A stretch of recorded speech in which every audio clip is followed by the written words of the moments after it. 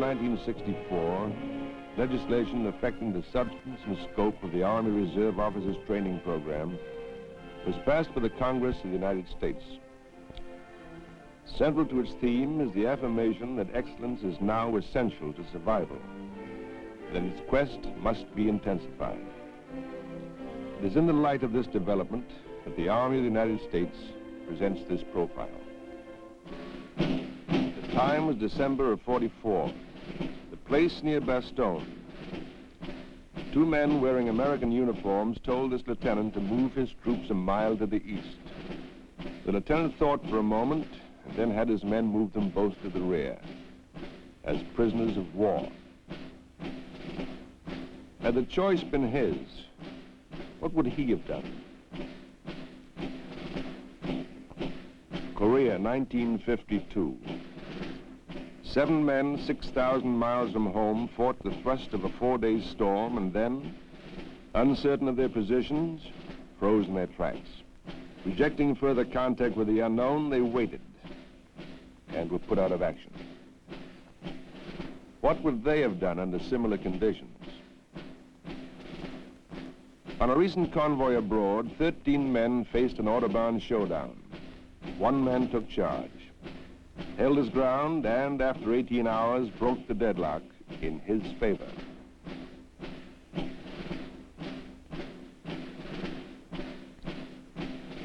Would he have done the same? This is Indiantown Gap Military Reservation in Pennsylvania. These are college students. And this is their prologue to leadership.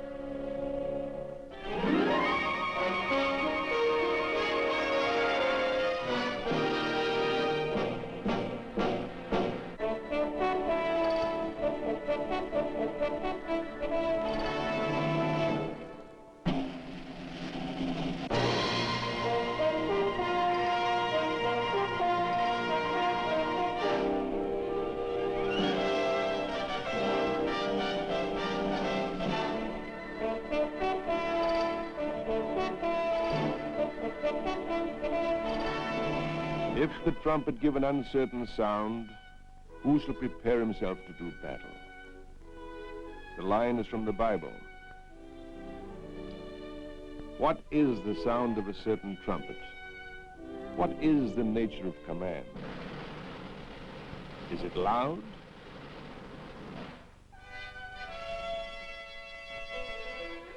Or hard-headed? Is it decisiveness? But what is a decision made of? Is it a hopeful stab, or is it more than that? Is leadership the same as maturity? But what does maturity mean? Can it be faked? Is it flexibility or endurance?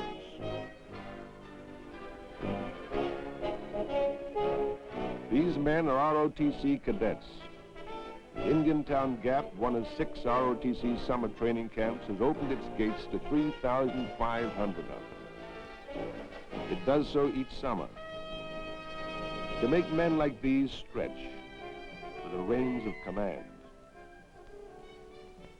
The stretch starts on the day of arrival and unwinds from the ground up.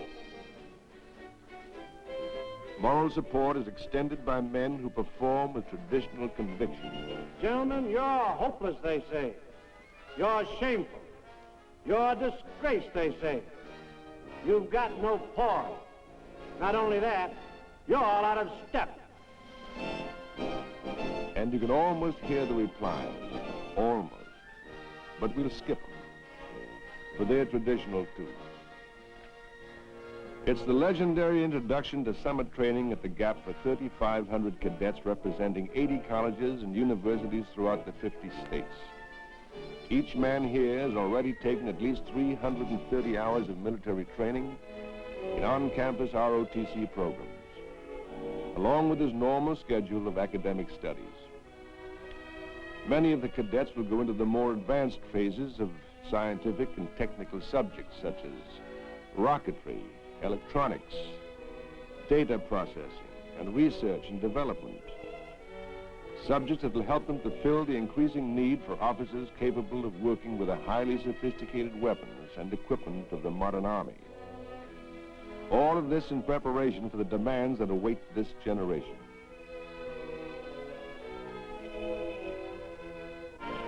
Much of the manner in which those requirements will be met can be seen right here at this summer camp.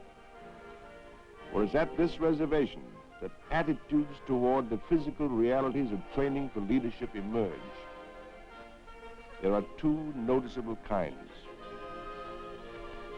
The first appears devoted to the idea that effort is fine, provided it doesn't take too much work. Perhaps it's rare, but it's there. The second, more prevalent, is being aware that assigned tasks are for purposes other than personal annoyance. Frequently, then, it's on this first day that men will publicly cast their dies. A few will not go the distance. It can be read in a relaxed stride or on a man's face. Summer may be for lounging, but not here. The Gap serenity can never be read that way. It's a competitive place. It must be so. And not just to see who wins. There's far more at stake. The tenants' bars are not one of man's natural rights. Men have lost them at this wall because of a point of view.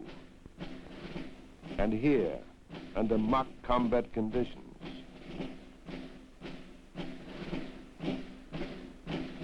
they've been lost on this ground.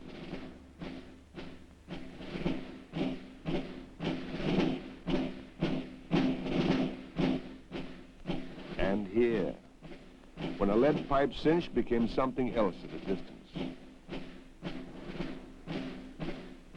They've slipped by in an attack on this hill.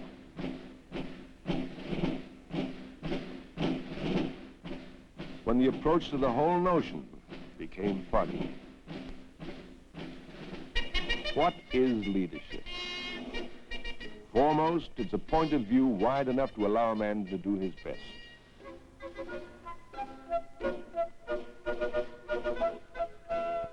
The afternoon of the first day is marked by the work of settling in, the snap of commands, new voices, and the casual pace that always surrounds. It is always deceiving.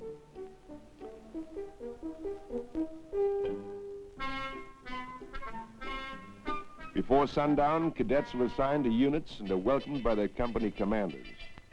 Companies go to full strength with 200 cadets, 49 to a platoon, 12 to a squad.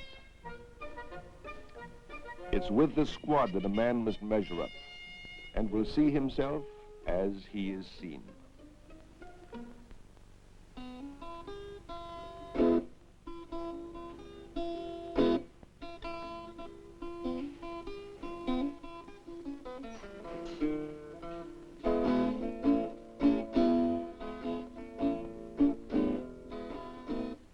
A prologue to leadership requires such a setting to allow men to sound their brass, hear it reverberate, and then watch its effect. They will soon compete with each other. Command will alternate among them. To succeed in that command, the man will have to keep the long view in mind. Or if he falls prey to dishing out personal lumps or uses temporary dominance to extend favoritism, he will threaten his own standing.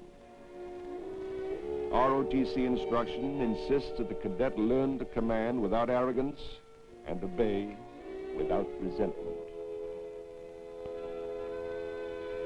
Intelligence, tact, integrity, logic, decisiveness, judgment, all will be urged to the surface.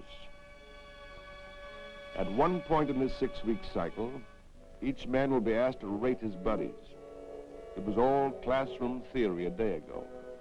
Actuality has now taken hold, and it has a different look. The trial will be hard. Every man knows it. The first day ends that way. The remaining 40 begin on this note. It's 5 o'clock a.m. The hour is not conducive to conversation. But there's private speculation. What precisely is expected? The schedule will answer some of this, but beyond that...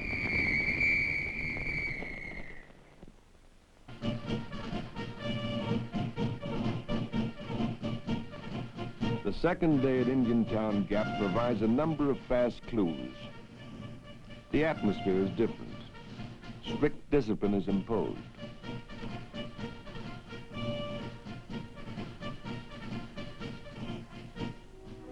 The making of a bed becomes exacting. Square corners become an issue. And again, the man's viewpoint is put on trial. Is there a sign of resentment here? Or there? Is there a man around who feels he's too far on in years to do it this way? Or will it be done as it should? What is leadership? Perhaps it's a sense of proportion. The agenda is a restless one. It's meant to be. The problems of combat are never charitable. Commanders seldom enjoy margins for meditation. The candidate, therefore, must begin to tread the thin line that is leadership's tightrope. He must resist being goaded into making snap judgments. He must also reject the urge to turn his back to the clamor that's bound to surround him. Now, let's see. Don't fire until you have the target lined up in your sights.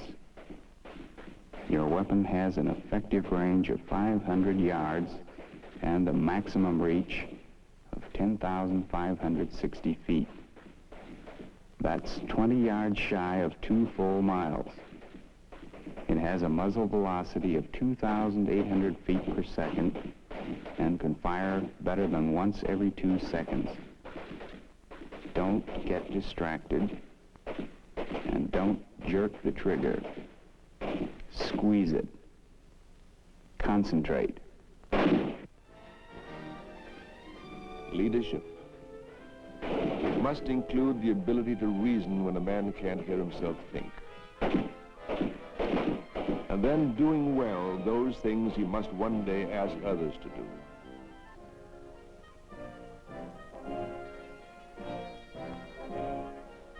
The men on this range represent no less than 90 years of college training. The prognosis for their future indicates that many will move to the front ranks of whatever careers they choose. And the ROTC program will be due some of the credit. The facts are that more than 100 general officers on active duty today have taken the ROTC college curriculum and summer field program. 10% of the members of the 88th Congress have faced these targets. 24% of our state governors and 28% of a selected group of business executives earning between $100,000 and $330,000 a year have also been a part of this scene. Perhaps more happens here, more than is obvious. Men who've dealt with theories must see them work. That's what happens here. Leadership is an awareness of the actual touch and sound of things. It's a thing called persistence when a goal becomes soft and elusive. It's stability. When an objective won't be pinned down. It's a memory for facts. Gentlemen, this item weighs 2 pounds, 5 ounces. You'll overcompensate without knowing it. It has a muzzle velocity of 830 feet per second. The weapon will buck, but don't anticipate it. The cartridge weighs 234 grains and is heavy enough to stop a moving target no matter where it...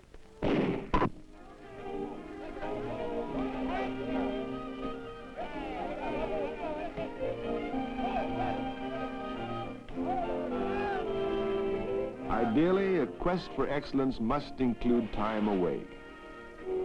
Dedication in the pursuit of an ideal is one thing, obsession another.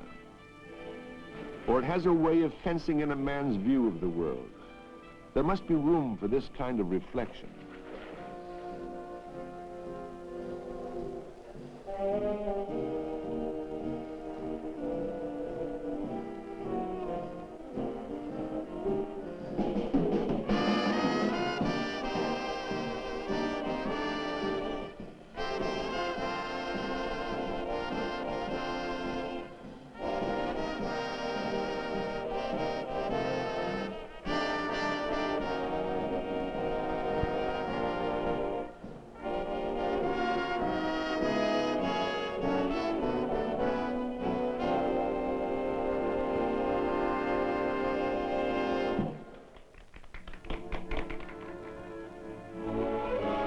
principles of landmine warfare provide this clear-cut lesson. The crucial distinction between impulsiveness and reason is leadership.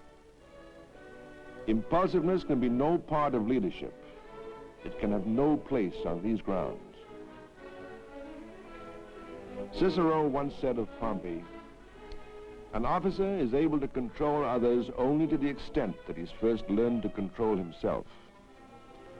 Here, ROTC cadets are exposed to the actualities of chemical warfare inside this shelter. They're not required to control their tears. That would be unrealistic. But it is required that they learn to control their fears.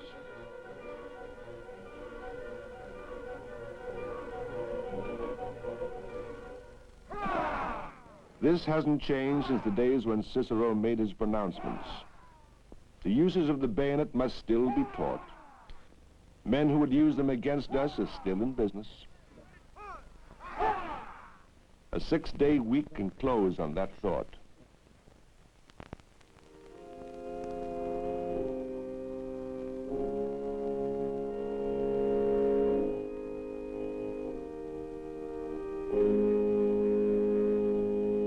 Religious services are not part of the training schedule, but they are integral to the quality of ROTC. And men attend them at Indiantown Gap. Involvement here, though always personal, may take on an added awareness of the cause which these men are now bound to protect. If the trumpet give an uncertain sound, who shall prepare himself to do battle? Certainty comes not only through an awareness of facts, but through an understanding of people. This is bivouac at the Gap, a short period in the field in which each man will go through the paces of things learned before. He'll also face men of a crack regular Army unit who'll deploy as aggressors. This man's certainty will depend upon his awareness of those in his immediate command. Who is dependable? What man here will drag his feet? Are there any clutch hitters on board? Is there someone here who look great in practice, but will fan the air when the chips are down? If he's given command, he must know what others think of him, and still be able to use that knowledge. He must distinguish lip service from sincerity. He must be sensitive to the prevailing mood, and then make it work to his advantage. Certainty is a prime sinew of leadership. It goes to those who can read between the lines on other men's faces. At a glance, map reading is deceivingly simple. Relating locations to compass headings, likewise obvious and simple. What is leadership? Perhaps it's the acquired knack of rejecting confusion as well as a sudden hunch, and relying on logic instead. Perhaps it's made up of composure in the wake of uncertainty, of an ability to articulate when no one else will, and of a willingness to take the rap for a judgment when someone must. Daylight navigation and night patrolling both hold the value of projecting a man to the high ground of command. And a man will find himself alone there, making private judgments while others wait for the answers. ROTC combat leadership gets its first real test in this setting.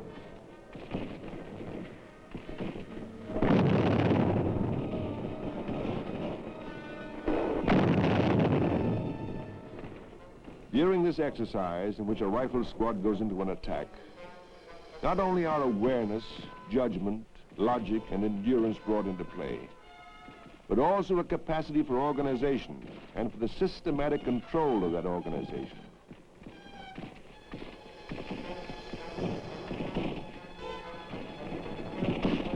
It might best be called leadership in motion.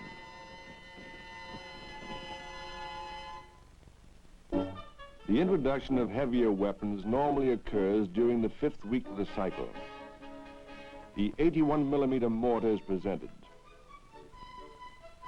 Gentlemen, the motor you see here is a smooth-bore, muzzle-loading, high angle of fire weapon. Its maximum range is nearly 2.5 miles. It speaks with authority and is deadly accurate. The sight mechanism features a collimator, elevation and lateral deflection mechanisms, and includes longitudinal cross levels. To succeed in the realm of anything strange, a man should first have a quiet understanding with himself.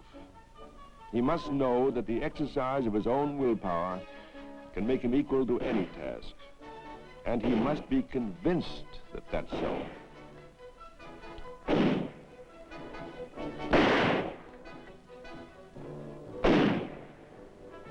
ROTC has in its ranks and in its history people who fashioned that conviction into historic deeds. In the realm of combat, 4 ROTC graduates received medals of honor during the Korean action. Their names: James L. Stone from the University of Arkansas, Edward R. Showalter, BMI, John U.D. Page from Princeton, and Lloyd Scooter Burke from Henderson State College. Scooter Burke's citation perhaps typifies the kind of quiet agreement that these men had. On the 28th of October of 1951, Lloyd Burke, a first lieutenant with Company C of the 5th Cavalry Regiment, found his men pinned down by intense enemy fire, zeroed in from the high ground above them. On top of that hill, 3 enemy bunkers, untouchable from below. Lieutenant Burke left the CP and made a lone assault on the nearest one, and took. To the unbelieving eyes below, the lieutenant overpowered the second emplacement. The third proved more stubborn. Grenades appeared and sailed down toward the scooter, but Burke fielded them and tossed them back. Then, as the rate of enemy fire increased, he juggled 3 boxes of .30 caliber ammunition with 1 light machine gun and overpowered more than 100 defending troops. Gentlemen, the 106 millimeter recoilless rifle fires a 37-pound round consisting of a primer, a propelling charge located in a perforated case, and a fused projectile. The instant the fire takes place, the perforated case allows...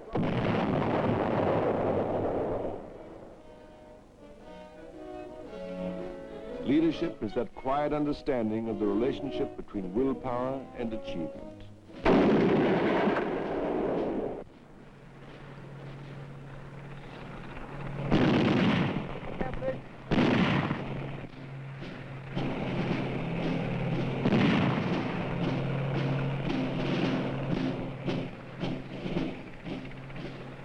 This type of training usually comes during the 6th and final week of the cycle. The chips are now very much down. Officially designated FTX, or the concluding field training exercise, it provides each man with a chance to take full command. This is the ball game. The coaches have left the playing field, the clock is running down, and the referees are keeping score.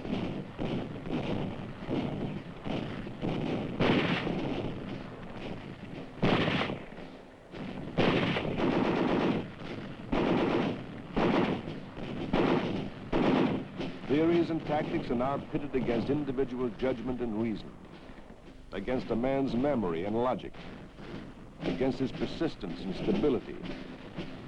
They'll try his fears and sense of proportion, press his awareness of others and of situations around him. They'll rattle his willpower and shake his resolve. And if those qualities hold, then the forecast for a future of responsible leadership will be good.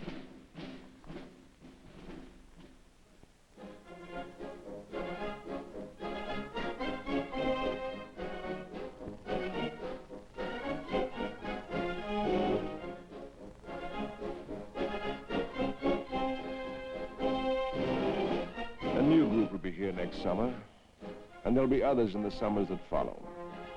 And though the needs of the times will change, they should also do well.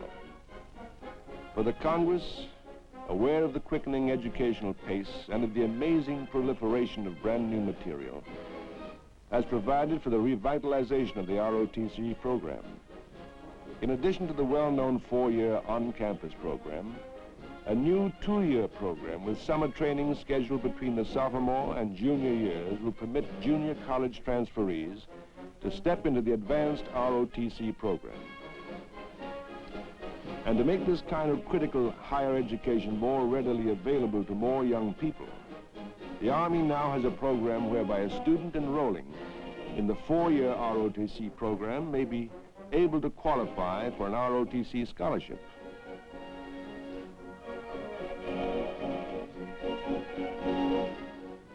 What would these men have done in Bastogne and Korea and Berlin? We can perhaps only feel that they would have done well. A better answer will have to wait for a future date, for this is not the end of their story. It's just the last day of summer training, and only the end of a prologue.